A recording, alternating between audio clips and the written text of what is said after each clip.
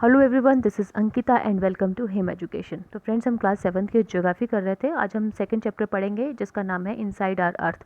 इससे पहले हमने आर इन्वायरमेंट के बारे में पढ़ा था। अगर आपने वो नहीं देखा तो आप प्लेलिस्ट में जाके वो चैप्टर देख सकते हैं। आज हम अर्थ के बारे में पढ़ेंगे। अर्थ के इंटीरियर में क्या है, इसकी एक्सटीरियर मूवमेंट्स के बारे में, और ये सब कुछ जो है आज के चैप्टर में हम पढ़ेंगे। तो सबसे पहले हम बात करें, हमें पता है जो हमारा अर्थ है, हमारा जो प्लैनेट है वो डायनेमिक प्लैनेट है, गतिशील प्लैनेट है। हर वक्त उसमें कोई ना कोई मूवमेंट जो है हो रही है, फिर चाहे वो इनसाइड मूवमेंट हो या आउटसाइड, जो भी चेंजेस जो है कॉन्स्टेंटली चेंजेस आ रहे हैं हमारे प्लैनेट अर्थ में, फिर चाहे वो इनसाइड चेंजेस हो या आउटसाइड चेंजेस हो। तो सबसे पहले हम इंटीरियर की बात करेंगे, इनसाइड चेंजेस की बात करेंगे कि क्या क्या गतिविधियाँ, क्या क्या मूवमेंट जो है वो अर्थ के अंदर हो रही हैं। ठीक है, तो अर्थ अगर हम बात करें, ये एक तरह से कॉन्सेंट्रिक लेयर से बनी हुई है। हमारी जो अर्थ है, हमारा जो प्लैनेट है, वो कॉन्सेंट्रिक लेयर से बनी हुई है। कॉन्सेंट्रिक मतलब थिक लेयर से बनी हुई। तो तीन हमारे पास मेन जो है वो लेयर्स हैं। सबसे पहले आती है क्रस्ट।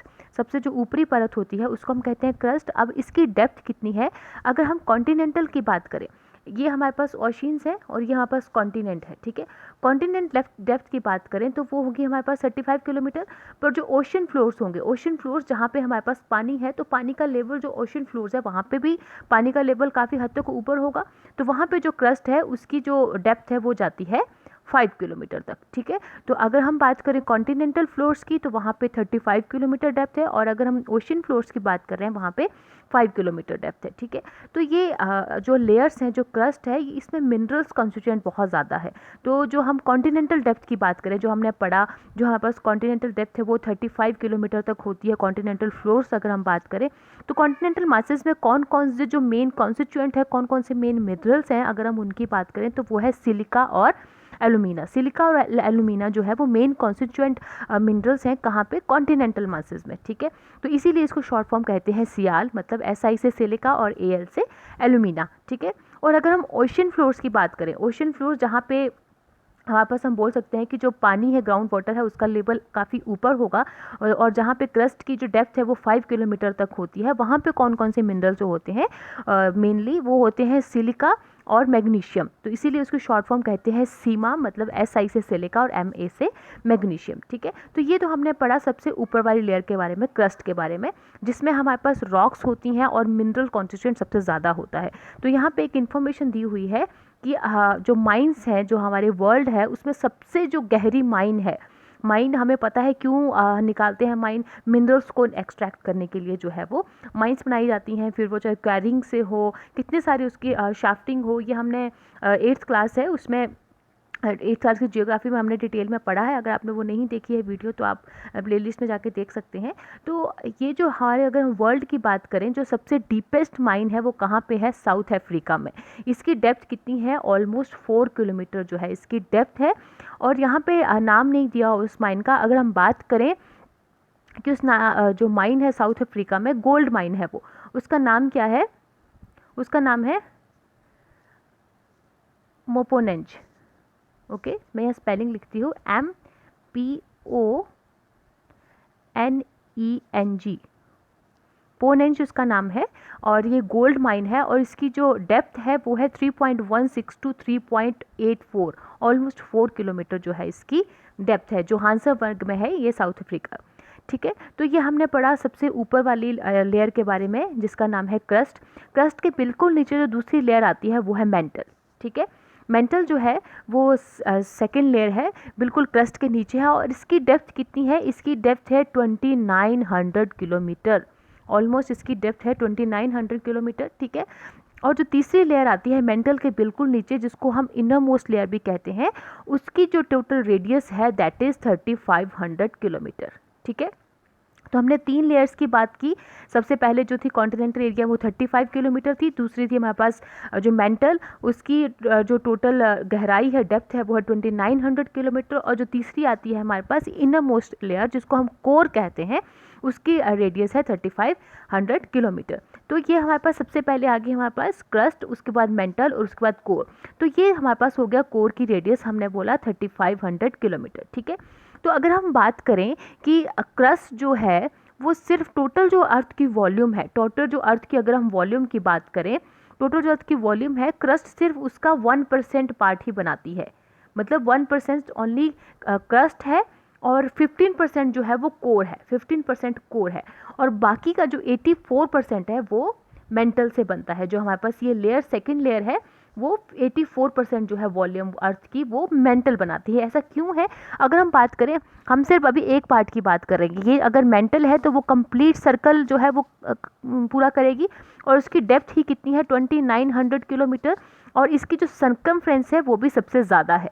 तो इसीलिए क्या है, जो मेंटल जो है वो सबसे ज़्यादा जो वॉल्यूम है अर्थ की वो बनाती है, लगभग 84 किलोमीटर। और अगर हम अर्थ की रेडियस की बात करें, अर्थ की रेडियस कितनी है ऊपर सरफेस से लेके सेंटर तक, तो ये रेडियस है हमारे पास लगभग 6371 किलोमीटर। तो अगर हम अर्थ के पूरे डायमीटर की बात करें तो इससे डबल हो जाएगा, दैट इज़ 12,742 किलोमीटर। ठीक है, तो यहाँ से आप आइडिया लगा सकते हैं कि अर्थ की रेडियस कितनी ज़्यादा है, उसका डायमीटर और उसकी वॉल्यूम जो है वो कितनी ज़्यादा होगी। तो हमने कोर के बारे में पढ़ा।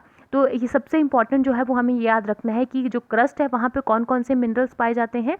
तो हमने जो कॉन्टिनेंटल मास की बात की थी वहाँ पे थे हमारे पास सिलिकॉन और एल्यूमिना, और जो हमने ओशन मासेस की बात की थी वहाँ पे था सिलिकॉन और मैग्नीशियम। और अगर हम कोर की बात करें वहाँ पे कौन सा मिनरल जो है वो सबसे ज़्यादा पाया जाता है, दैट इज़ निकल and iron.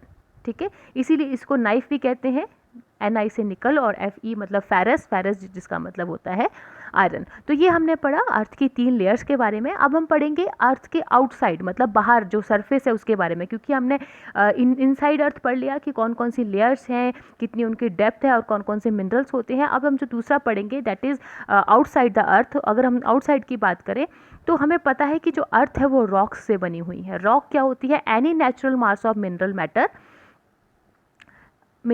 That makes up the earth crust, कि कोई भी मिनरल मैटर जो अर्थ के क्रस्ट को बनाता है दैट इज़ कॉल्ड रॉक्स। अब रॉक्स क्या होती हैं? डिफरेंट टाइप्स की होती हैं, डिफरेंट उनके साइज़ होते हैं, डिफरेंट उनका टेक्सचर होता है। ठीक है, अगर हम रॉक्स की बात करें, अगर हम उनको कैटेगराइज करें तो 3 तरह की रॉक्स होती हैं। कौन कौन सी? इग्निशियस रॉक्स, सेडिमेंट्री रॉक्स और मेटामॉर्फिक रॉक्स। ठीक है, अब इग्निशियस रॉक्स जो होती हैं वो सबसे प्राइमरी रॉक्स होती हैं। प्राइमरी क्यों होती हैं? क्योंकि सबसे पहले जो है इग्निशियस रॉक्स बनती हैं, उसके बाद जो है इग्निशियस रॉक्स से आगे सेडिमेंट्री रॉक्स, और फिर इन दोनों से आगे मेटामॉर्फिक रॉक्स। तो अगर हम बात करें इग्निशियस रॉक्स की, सबसे पहले हम इनको डिस्कस करेंगे। तो हमें पता है कि अर्थ के अंदर जो है वो मोल्टन मैग्मा होता है, जिसको हम लावा कहते हैं। वहाँ टेम्परेचर बहुत ज़्यादा हाई होता है। तो अर्थ का सरफेस जहाँ पे थोड़ा सा वीक होता है वहाँ पे एक वेंट बना होता है। वेंट मतलब थोड़ी सी हम बोल सकते हैं कि इस तरह से ओपनिंग बनी होती है, इसको हम वेंट कहते हैं। तो जो लावा होता है, मोल्टन मैग्मा होता है, वो क्या होता है, ज़्यादा टेम्परेचर के कारण जब अर्थ के सरफेस से वेंट से बाहर निकल आता है तो बाहर आने के कारण क्या होता है, बाहर जो टेम्परेचर होता है बहुत कम होता है as compare to inside the earth. ठीक है, अब टेम्परेचर कम होने की वजह से क्या होता है, जब ये लावा बाहर आता है, मोल्टन मैग्मा बाहर आता है, तो वो एकदम से सॉलिड हो जाता है। ठीक है, तो इस तरह से क्या होती हैं, इग्निशियस रॉक्स बनती हैं। तो वो इग्निशियस रॉक्स की बात करें, ये प्राइमरी रॉक्स होती हैं क्योंकि सबसे पहले इग्निशियस रॉक्स बनती है, और ये 2 तरह की होती हैं।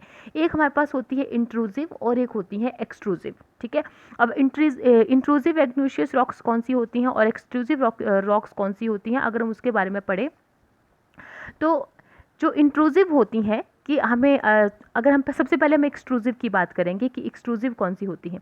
एक्सट्रूसिव कौन सी होती हैं? जब मोल्टन मैग्मा जो है वो अर्थ के सरफेस से वेंट से बाहर आता है, जब बाहर आता है, बाहर आके जो है जब वो ठंडा होता है तो एकदम से सॉलिड हो जाता है। तो क्या होता है, वो एक्सट्रूसिव इग्निशियस रॉक्स बनती है। मतलब बाहर आके जो है मोल्टन मैग्मा ठंडा हुआ तो जो रॉक्स बनी वो एक्सट्रूसिव इग्निशियस रॉक्स बन गई। ठीक है, तो बहुत ही, क्योंकि वो एकदम से ठंडी हो जाती है तो बहुत फाइन ग्रेन्ड स्ट्रक्चर होता है उनका, जो उनके जो जिसको हम बोल सकते हैं कि जो उनसे बनती है ग्रेन्ड जो होती हैं बहुत छोटी होती हैं, बहुत पतली होती हैं, बहुत बारीक हो जिसको हम बोल सकते हैं, बहुत फाइन होती हैं। फॉर एग्जांपल बासाल्ट, इसका अगर हम एग्जांपल की बात करें तो उसका एग्जांपल है बासाल्ट। और हमारा जो डेक्कन प्लेट्यू है इंडिया में वो बासाल्ट रॉक से ही बना हुआ है। तो ऐसा क्वेश्चन बन सकता है कि जो डेक्कन प्लेट्यू है वो किस तरह की रॉक से बना हुआ है, तो आंसर है बासाल्ट रॉक्स। ठीक है, अब दूसरी तरफ क्या होता है, जब मोल्टन मैग्मा जब बाहर नहीं निकल पाता अर्थ के सरफेस पे तो वो अंदर ही धीरे धीरे ठंडा होता है। अंदर धीरे धीरे ठंडा क्यों होता है? क्योंकि अर्थ की क्रस्ट के अंदर पहले ही बहुत ज़्यादा टेम्परेचर होता है, तो वो जो अंदर जो है ठंडा होने में उसको टाइम लगता है। तो जब अंदर ठंडा होता है तो जो अंदर रॉक्स बनती हैं इग्निशियस रॉक्स, वो इंट्रूसिव इग्निशियस रॉक्स होती हैं, ठीक है। और उनका जो स्ट्रक्चर होता है वो ज़्यादा बारीक नहीं होता, थोड़ा सा मोटा, जिसको हम बोल सकते हैं बड़ा लार्ज ग्रेन्स होते हैं। तो ये इन जो लार्ज ग्रेन से जो रॉक्स बनती है उनको हम बोलते हैं ग्रेनाइट। ग्रेनाइट जो है इसका एग्जाम्पल है। जो भी ग्राइंडिंग स्टोन्स होते हैं, या हमें पता है जिसको हिंदी में ओखली कहते हैं हम, जो भी पेस्ट बनाने में या किसी स्पाइसेस के पाउडर बनाने में काम आता है, वो ग्रेनाइट से बनता है। तो ये हमने इग्निशियस रॉक्स के बारे में पढ़ा। अब होता क्या है, जो इग्निशियस रॉक्स हैं वेदरिंग के कारण, वेदरिंग क्या होती है कि बारिश के कारण या फिर हवा के कारण क्या होता है, जो रॉक्स हैं उनके अंदर क्रैक्स आ जाते हैं, और क्रैक्स आने की वजह से वो टूट जाती हैं। जब वो टूट जाती हैं तो वो सेडिमेंट्स में बन जाती हैं। सेडिमेंट्स मतलब वो थोड़े से, जिसको हम बोल सकते हैं कि लार्ज जो है वो स्टोन्स में तब्दील हो जाती हैं। अब ये जो सेडिमेंट्स है वो ट्रांसपोर्ट होते हैं, एक जगह से दूसरी जगह जाते हैं, डिपॉजिट होते हैं हवा से या पानी से या बारिश से, ठीक है। तो उसकी वजह से क्या होता है, वो बिल्कुल जो सेडिमेंट्स होते हैं वो आपस में कंप्रेस हो जाते हैं, हार्ड हो जाते हैं और सेडिमेंट्री रॉक्स बना देते हैं। सेडिमेंट्री रॉक्स जो सैंड से बनी होती हैं और कंप्रेस होकर वो हार्ड हो जाती हैं और रॉक्स बना देती हैं। जैसे सैंडस्टोन होता है, it is the example of sedimentary rocks, ठीक है। Sand is made of grain of Sands, ठीक है। अब ये जो रॉक्स होती हैं इसमें फॉसिल भी होते हैं प्लांट्स के। क्यों होते हैं, किस तरह से होते हैं, क्योंकि जब वो सेडिमेंट्स बने होते हैं तो उसमें जो भी उस मिट्टी में जो भी हमारे पास माइक्रो ऑर्गेनिज्म रह रहे हैं या प्लांट वेस्ट है या एनिमल्स जिसको हम बोल सकते हैं उनका वेस्ट है, तो ये सब कुछ जो है वो जब उस मिट्टी में मिल जाता है वो रॉक्स बन जाती हैं। तो वेदरिंग के कारण या टेम्परेचर के कारण, हाई प्रेशर के कारण जो है वो उसमें फॉसिल्स में क्या हो जाते हैं, तब्दील हो जाते हैं, ठीक है। तो इस तरह से सेडिमेंट्री रॉक्स बनती हैं। अब जो इग्निशियस रॉक्स और सेडिमेंट्री रॉक्स हैं उनको हम ज़्यादा हीट और प्रेशर के अंदर रखें, ज़्यादा हीट और प्रेशर के अंदर रखने से क्या होता है, वो मेटामॉर्फिक रॉक्स में चेंज हो जाती है, जो कि थर्ड टाइप है रॉक्स की। हमने इग्निशियस रॉक्स पढ़ा, इग्निशियस रॉक्स से सेडिमेंट्री रॉक्स बनती हैं। और जब इग्निशियस और सेडिमेंट्री रॉक्स को हम बहुत ज़्यादा हीट और टेम्परेचर और प्रेशर के अंदर रखते हैं तो वो मेटामॉर्फिक रॉक्स बन जाती हैं। जैसे क्ले, क्ले क्या है, सेडिमेंट्री रॉक है, उसको ज़्यादा हम टेम्परेचर और प्रेशर के अंदर रखेंगे तो वो क्या हो जाएगा, स्लेट में बन जाएगी। स्लेट क्या है हमारे पास, मेटामॉर्फिक रॉक्स। उसी तरह से जैसे लाइमस्टोन है, लाइमस्टोन एक सेडिमेंट्री रॉक है, जब हम इसको ज़्यादा हीट और प्रेशर के अंदर रखेंगे तो ये मार्बल बन जाएगी और ये क्या बन जाएगी, मेटामॉर्फिक रॉक्स, ठीक है। अब रॉक्स हमारे लिए हेल्पफुल क्यों होती हैं, क्योंकि रॉक्स जो हैं उनसे ही रोड्स बनते हैं, हाउसेस बनते हैं, बिल्डिंग्स बनती हैं, ठीक है। अगर यहाँ पे एक पिक्चर दी हुई है, अगर हम रेड फोर्ट की बात करें, red fort is made up of red sandstone, और अगर हम ताजमहल की बात करें it is made up of white marble, ठीक है। तो ये सैंडस्टोन और जो मार्बल है ये मेटामॉर्फिक रॉक्स हैं। वो कैसे बनी है, वो सेडिमेंट्री रॉक से बनी है जब उनको ज़्यादा हीट और प्रेशर के अंदर रखा था, ठीक है। तो ये हमने पढ़ा रॉक्स के बारे में। अगर हम रॉक्स की बात करें तो एक तरह से रॉक साइकिल बना होता है, क्योंकि हमने पढ़ा कि मोल्टन मैग्मा से किस तरह से इग्निशियस रॉक्स बनती हैं, फिर इग्निशियस रॉक से क्या होता है, ये हमारे पास मोल्टन मैग्मा है, इससे इग्निशियस रॉक्स बनी। अब इग्निशियस रॉक से क्या हुआ, वेदरिंग के कारण क्या हुआ, वो सेडिमेंट्स बन गए और उसके बाद सेडिमेंट्री रॉक्स बन गई, ठीक है।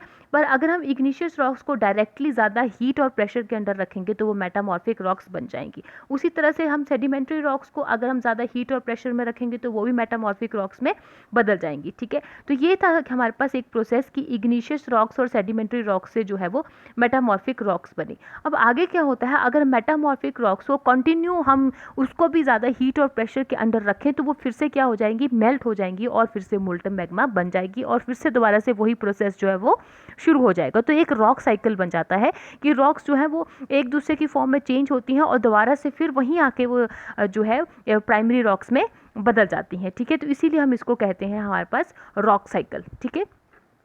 तो ये हमने पढ़ा रॉक्स के बारे में। अब रॉक्स जो होती हैं वो बहुत डिफरेंट मिनरल से बनी होती हैं। मिनरल्स हमें पता है क्या क्या होते हैं, these are naturally occurring substance, ये नेचर ने खुद बनाए होते हैं, इसमें ह्यूमन इंटरफेरेंस नहीं होती और इनकी कुछ फिजिकल प्रॉपर्टीज़ होती हैं, कुछ केमिकल डेफिनेट केमिकल कंपोजिशन होती हैं और हमें पता है मिनरल्स जो है वो बहुत इंपॉर्टेंट है ह्यूमन काइंड के लिए, मैन काइंड के लिए, क्योंकि एक तरह से ये बहुत ये हम बोल सकते हैं फ्यूल्स होते हैं, जैसे कोल हो गया, पेट्रोलियम हो गया, नेचुरल गैस हो गया, और ये इंडस्ट्रीज़ में भी मिनरल्स बहुत ज़्यादा यूज़ होते हैं, जैसे आयरन हो गया, एल्यूमिनियम, गोल्ड, यूरेनियम एट्सेट्रा, या मेडिसिन में या फर्टिलाइजर्स में, ये सब इन सब में क्या यूज़ होता है, मिनरल्स। तो मिनरल्स हम बोल सकते हैं कि बहुत ज़्यादा ज़रूरी है ह्यूमन काइंड के लिए। तो ये था आज के चैप्टर में, हमने पढ़ा इनसाइड अर्थ जो है उसकी लेयर्स कौन कौन सी हैं और कौन कौन से मिनरल्स होते हैं, और आउटसाइड अर्थ हमने बात की अर्थ के सरफेस की कि कौन कौन सी रॉक्स होती हैं जिनमें मिनरल्स होते हैं, वो रॉक्स किस तरह से बनती हैं। ठीक है, तो हम थोड़ी सी एक्सरसाइज कर लेते हैं, थोड़ी सी एवेल्यूशन हो जाएगी हमारी कि हम आज के चैप्टर हमने क्या पढ़ा। सबसे पहले हमारे पास